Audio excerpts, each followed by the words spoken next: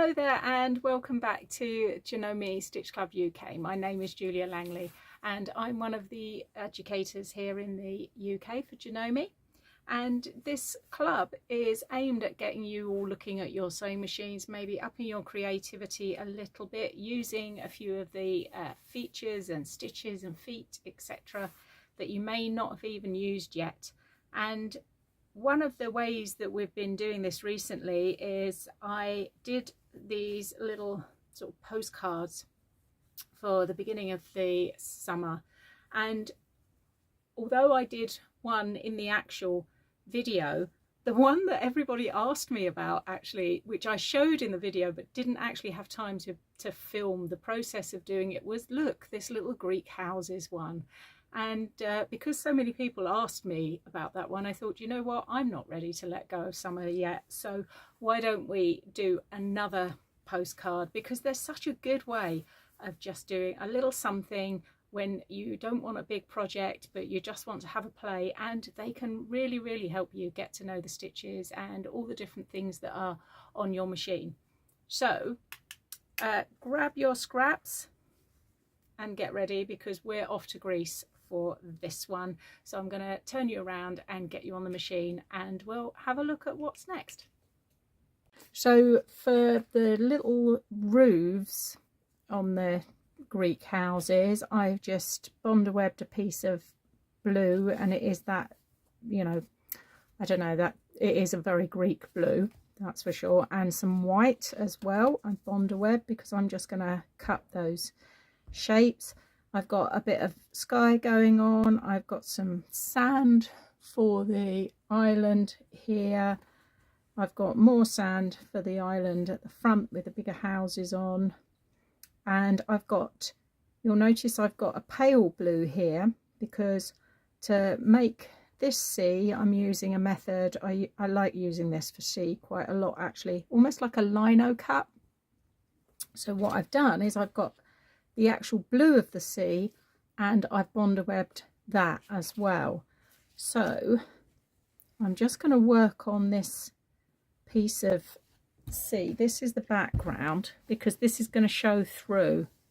If you've got a big enough piece of sky, you could just do the whole thing, like just do the 7x5 a little bit bigger and then trim it down. I always tend to do these a little bit bigger and then trim them down afterwards.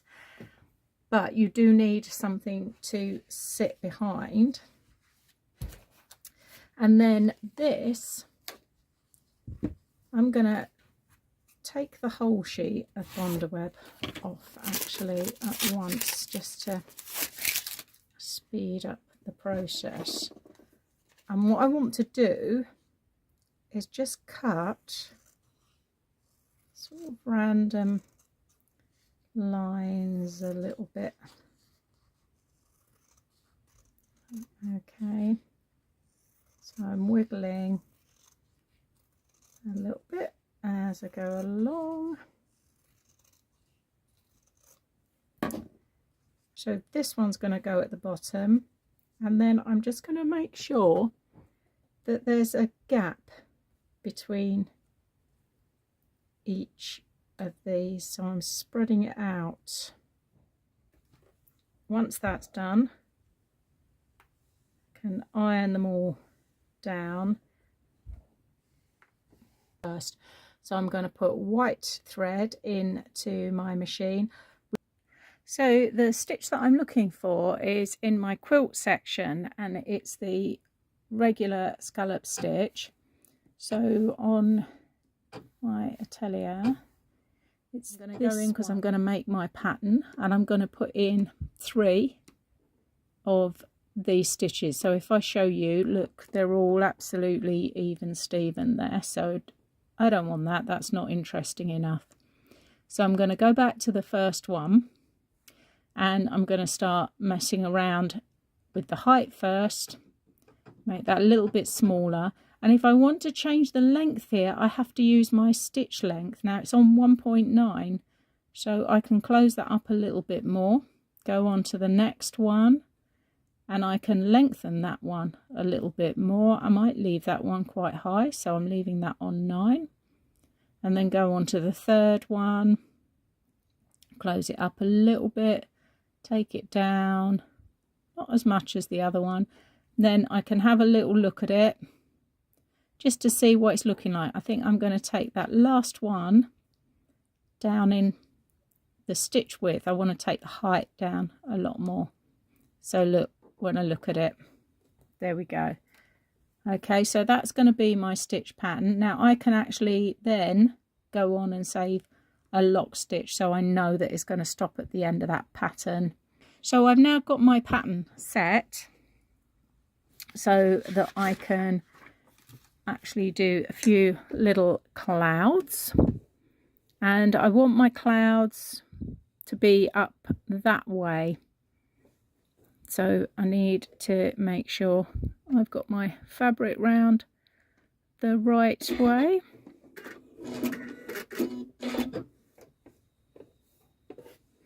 Now I did mention as well that there is the option, if you want to make it more puffy, this felt obviously isn't particularly stuffy, is it?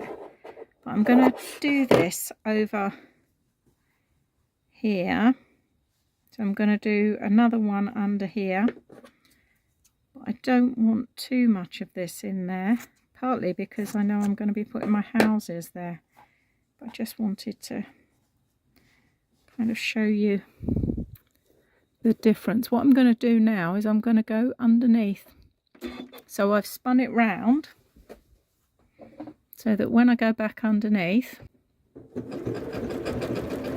so that first bit I'm coming straighten that angle a little bit more. So that's finished my 3. I'm just going to stick that first one on. So I've pressed my lock off myself there just to make sure it stops after that first one. So you can see that that's just, look, a bit more puffy, isn't it? So as I say, if I'm doing this onto an actual quilt, so I would be using batting, not only can you give it extra puff that way, but also by hand quilting just under and around there, that will again push that out. Hand quilting generally around applique shapes is the best way to just give them a little bit more oomph, I would have said. Right, so we've got a cloud in there. That will do us for now. So, because it's quite a big cloud actually for a very small project, isn't it? So I'm now going to go to those stitches for the actual C. So stitches, I'm going to look at the decoratives. Got things like, hang on, that C one, I think it's 50, 58. There is a Greek one as well, which actually is rather nice. So we've got things like this one, which is the sort of Japanese wave. I've also got this one here, which is rather nice. Even to the point of looking at, again, if you go back into your quilt stitches, we've got things like this, which can be sort of stretched out a little bit. Even things like this one as well. Have a little look and a play, because they will all give you different options. So I'm going to put in a variegated thread with this greens and blues to go in here, and I'm actually going to go with this regular wavy stitch. I've taken my stitch width down. I'm on 2.9. I've closed my stitch up a little bit because as I go down, I'm going to make it slightly larger and longer as I sort of come forward. So a bit of perspective, if you like, on here. And I'm going to stitch, because I need to stitch the edges of this down pretty much.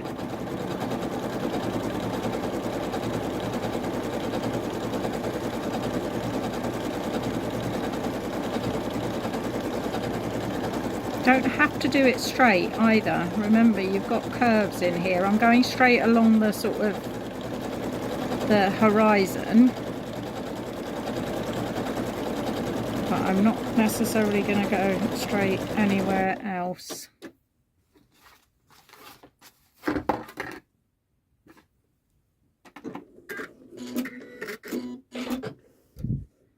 So I'm going to do 2 rows. I'm going to start somewhere slightly different, and I'm going to change this a little bit as well when I do this second one on top, just to make sure that the colour graduation is changing. I don't want to sort of follow exactly along the line as I go along. So you notice I changed it as I was stitching. Don't be frightened to do that. You can do that. Just a couple of bips sometimes is enough. Right, so I'm going to take it a little bit wider because I do want to fill up here.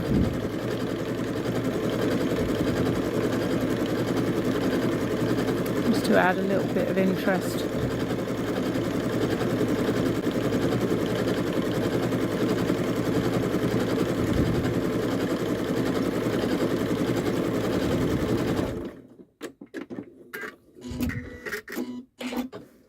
And then I'm going to go along the bottom. I'm trying not to cover here.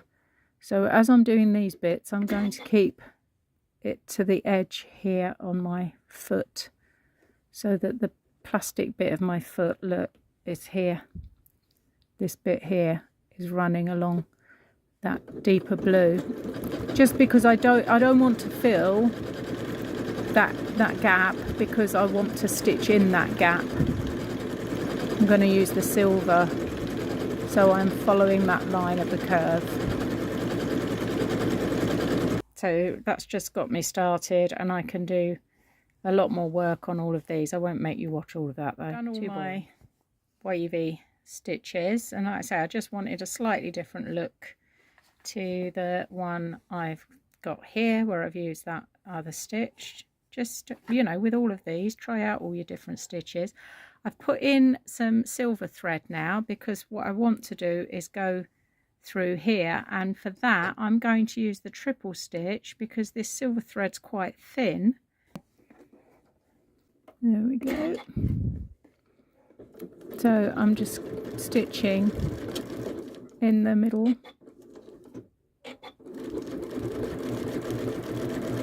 of these lines.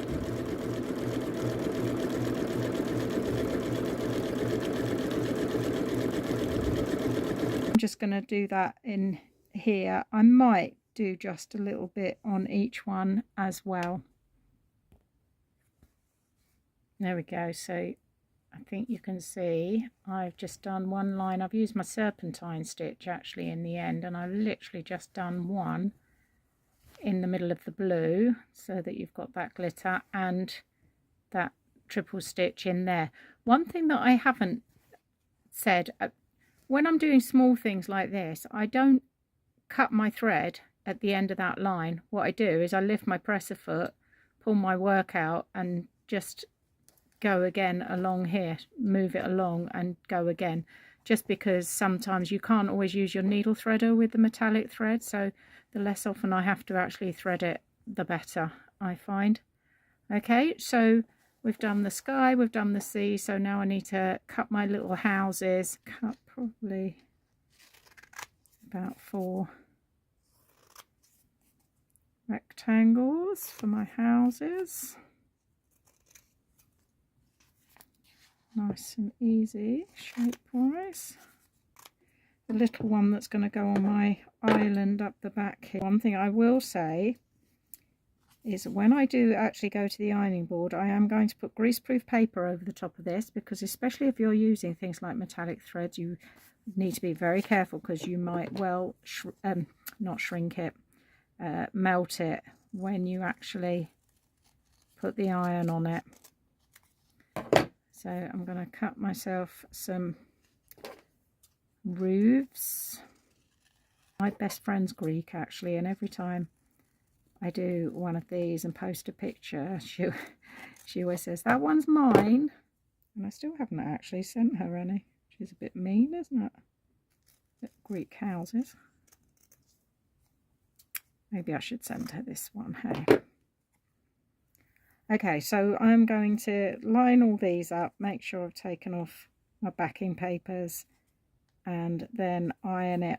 Once I've got the houses in place, I could put on my bit down the bottom, but I might actually stitch the houses. I'm going to stitch the houses down. That's that little tiny lightning stitch that I said about, which is in your utilities, so that one there, okay, which is one of your stretch stitches, but that's quite a good one. So I'm on that little lightning stitch and I'm just stitching around. I'm doing it in white so you can see if you've got a matching blue, you could use that on the roofs or just stick to the same colour. I don't think it matters if it shows, does it? So a bit of lift and turn, or put your pivot on. Once again, I've forgotten to put my pivot on. I'm good at that. It's because I go on different machines and I always forget this one's got the pivot.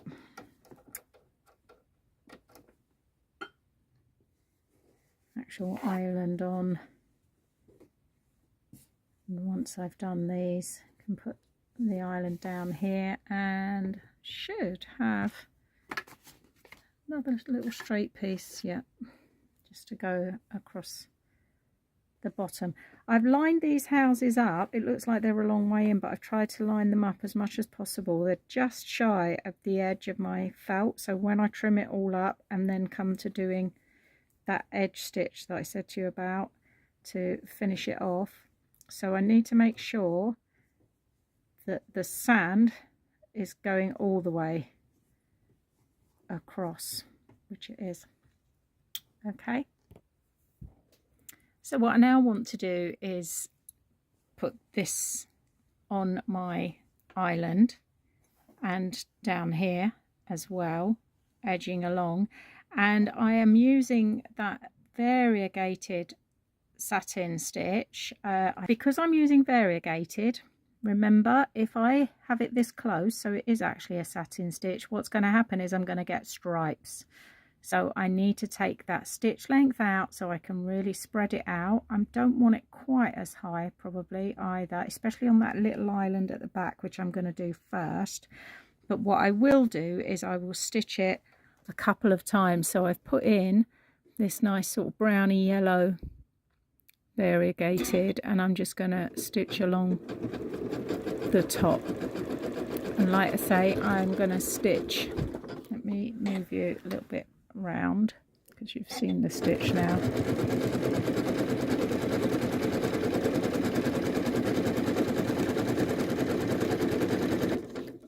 There we go, and I'm actually just going to twist it round and go back over it. I'm just coming down very slightly, but it'll kind of fill in the colours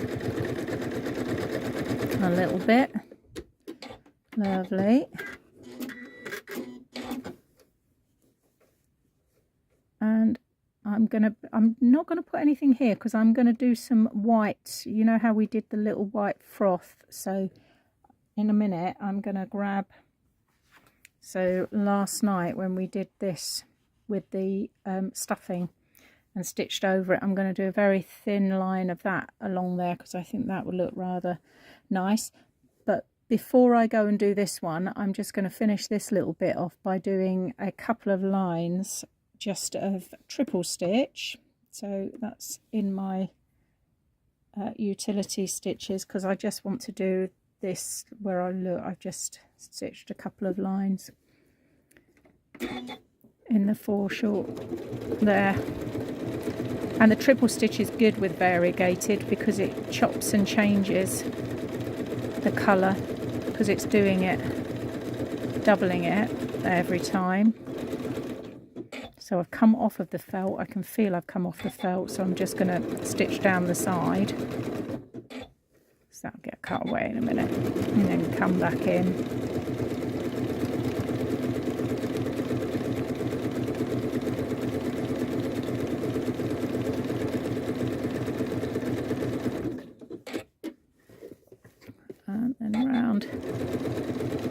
and up the front here. But you can see how the colour changes.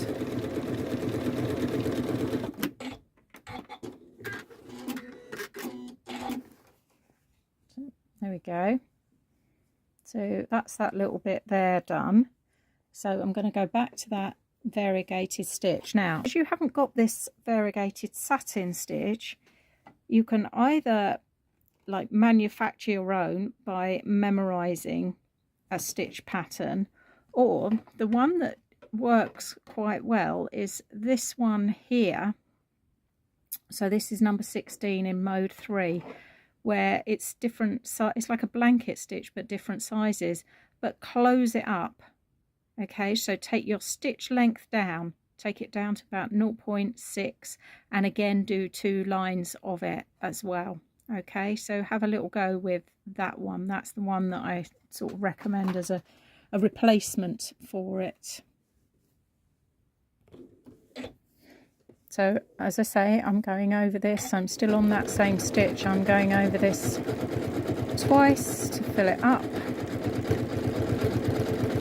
There we go. And this layer down the front here, oops, I'm going to go that way around. I'm going to go all the way along here as well.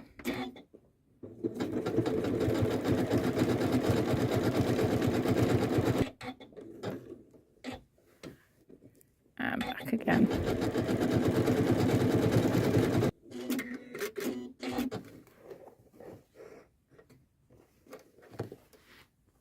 Okay, so that's starting to look pretty much done. I'm going to do a couple of little hillocks here as well.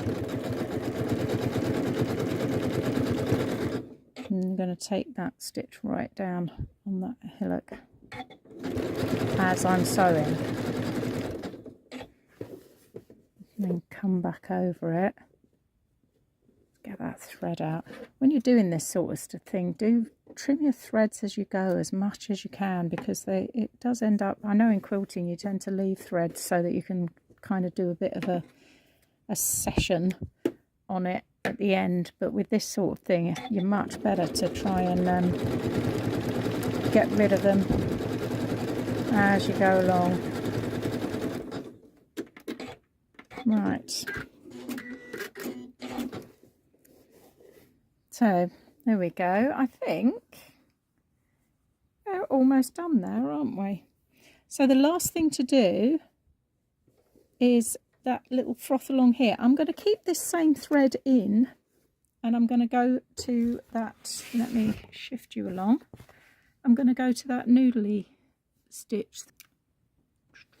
There we go. So this one, but like I say, I don't want it on 9 because that's going to be way too big. And I'm going to close it up a little bit.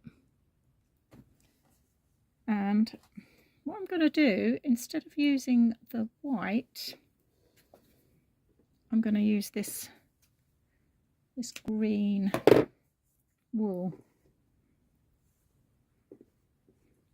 Actually, so it looks like rocks.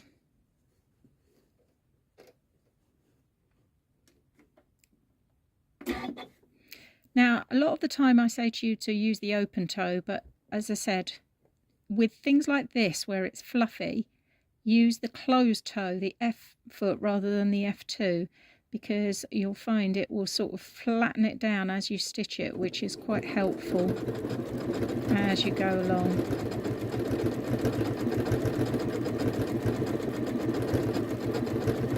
Otherwise the tendency can be that it can catch.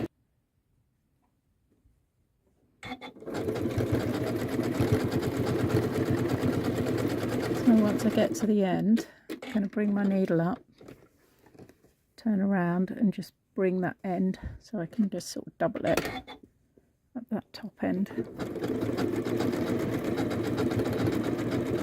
And just fill that in a bit, just so it's not just a completely straight edge to it. There we go.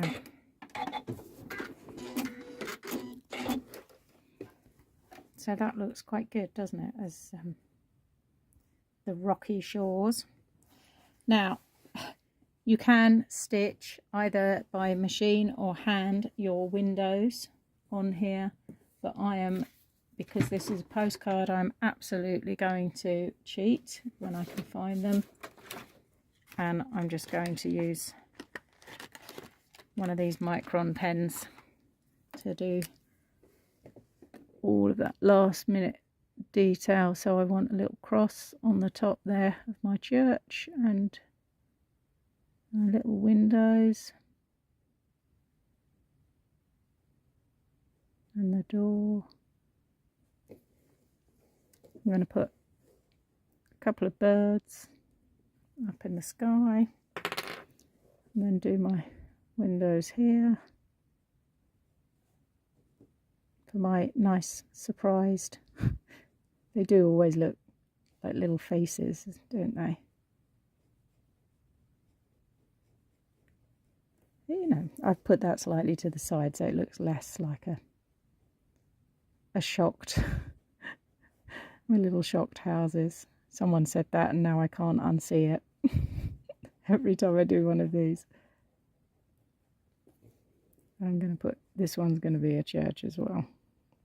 I'm very religious in the islands, aren't they? So there we go. I'm just going to show you the finished one. As with last time, I trimmed it up at the end, and I always do this with my postcards, and I added a little bit of backing just to cover all the mess on the back, but it does mean that you can actually write them and send them if you wanted to. I then trimmed it up, and then I've used my over edge foot and the over edge stitch to just go all the way around and bind them. And I do that with all of my postcards. And what I'm getting here is a bit of a collection going of looking at all the different stitches and things like that on my machine, and it's quite a nice way of reminding yourself of what stitches are on there. I've been working on a much bigger quilt project, and a lot of the techniques that I've used on that, my sort of test run was always something this kind of size, just to kind of get in the zone, if you like, and see how it looks. But they're quite a good reminder as well, and a little bit more exciting than literally just stitching out your stitches, just sheet after sheet after sheet, especially when you've got lots of stitches on your machine. So hopefully that was good and helpful. Any questions that you've got, as per usual, pop them into the comments and I will get back to you as soon as I can. And if you're not already subscribed, press the notification, subscribe and press the little bell, and you'll press the little notification and the bell, and you'll always be alerted whenever there is another video dropping, because it's not just me, there are lots of videos on the Janome UK channel now to help you with your machines. So see you next time.